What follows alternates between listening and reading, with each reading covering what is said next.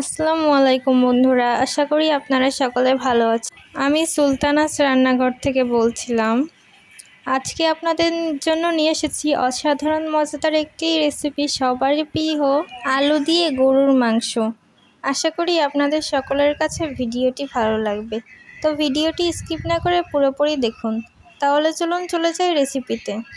প্রথমেই আমি নিয়ে নিয়েছি টুকরা করে কাটা 1 কেজি গরুর মাংস। আমি এই গরুর মাংসগুলোকে ভালো করে ধুয়ে পরিষ্কার করে নিয়েছি।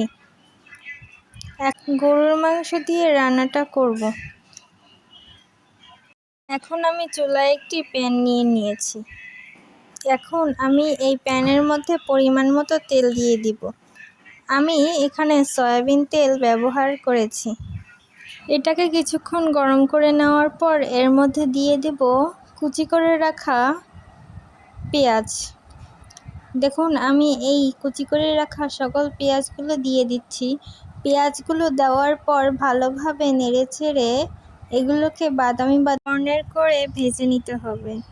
তারপর আমি এখানে শুকনো মরিচ, ধনে আর রসুন ব্লেন্ড করে রেখেছিলাম, সেটা দিয়ে দেব। সেটা দিয়ে আমি সবগুলো উপকরণকে ভালোভাবে নাড়িয়ে চাড়িয়ে মিশিয়ে নেব। এরপর এর মধ্যে দিয়ে দিব আদা বাটা। এখানে আমি 2 চামচ আদা বাটা ব্যবহার করেছি। এখন আবারও সবগুলো উপকরণকে ভালোভাবে নেড়েচেড়ে মিশিয়ে নিতে হবে। দেখুন, আমি সবগুলো উপকরণকে খুব ভালোভাবে নেড়েচেড়ে মিশিয়ে নিচ্ছি। আপনারাও চেষ্টা করবেন আমার মতো করে এভাবে কিছুক্ষণ পর পর ভালোভাবে নেড়েচেড়ে দেওয়ার। এখন এর মধ্যে আরও কিছু উপকরণ দিতে হবে। এখন আমি এর মধ্যে দিয়ে দেব কিছু পরিমাণে জিরের গুঁড়া। দেখুন, আমি এখানে 2 চামচ পরিমাণ জিরের গুঁড়া দিয়ে দিয়েছি। এখন আমি দিয়ে দেব কিছু পরিমাণ হলুদ, অতঃপর দিয়ে দেব কিছুটা লবণ। তারপর আবারও সবগুলো উপকরণকে ভালোভাবে মিশিয়ে নিতে হবে।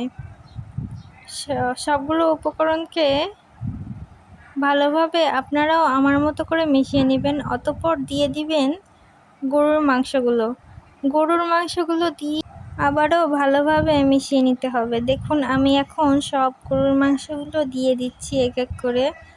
এখন আমি মশলার সাথে গরুর মাংসগুলোকে খুব ভালোভাবে নেড়েচেড়ে মিশিয়ে নিব। দেখুন, আমার গরুর মাংসটা প্রায় ভালোভাবে নেড়েচেড়ে মেশানো হয়ে গিয়েছে। দেখুন কত সুন্দর হয়েছে গরুর মাংসগুলো কষানো। এখন আপনারাও আমার মতো করে এভাবে কষাবেন। কষানোর সময় এর মধ্যে দিয়ে দিবেন কিছু পরিমাণ গরম মশলা দিয়ে দিবেন। গরম মশলাগুলো দিয়ে আবারও ভালোভাবে নেড়েচেড়ে নেবেন। ভালোভাবে নেড়েচেড়ে নেওয়ার পর এটাকে কিছুক্ষণ ঢেকে রেখে দিবেন। এটাকে 5 মিনিটের মতো মিডিয়াম আঁচে এভাবে ঢেকে রেখে দিবেন। 5 মিনিট পর এসে আবার চেক করবেন।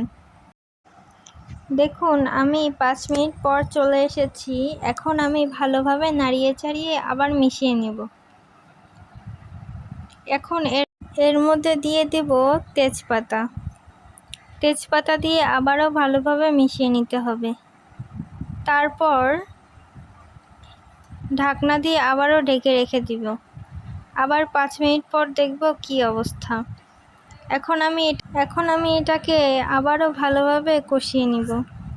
দেখুন কত সুন্দর কালার এসেছে। এটাকে এইভাবেই আপনারা আমার মতো করে নাড়িয়ে চাড়িয়ে কষিয়ে নেবেন। এখন আমি আবারও ঢাকনা দিয়ে রাখব এবং 5 মিনিট পর এসে আবারও দেখব কী অবস্থা। আবারও ভালোভাবে কষিয়ে নিব। এই পর্যায়ে আমি আলুগুলোকে দিয়ে দিব। আলুগুলো দিয়ে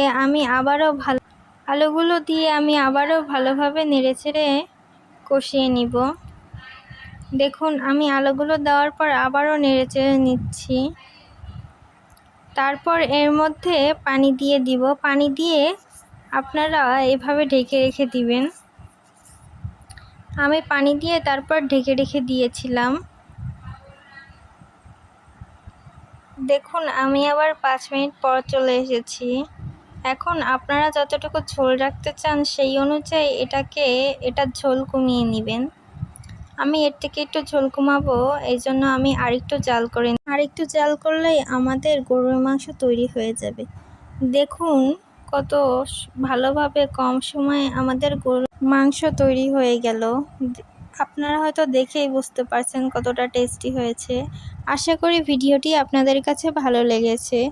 ভিডিওটি ভালো লাগলে অবশ্যই লাইক সাবস্ক্রাইব করে পাশে থাকবেন। আল্লাহ হাফেজ, আজকে এই পর্যন্তই।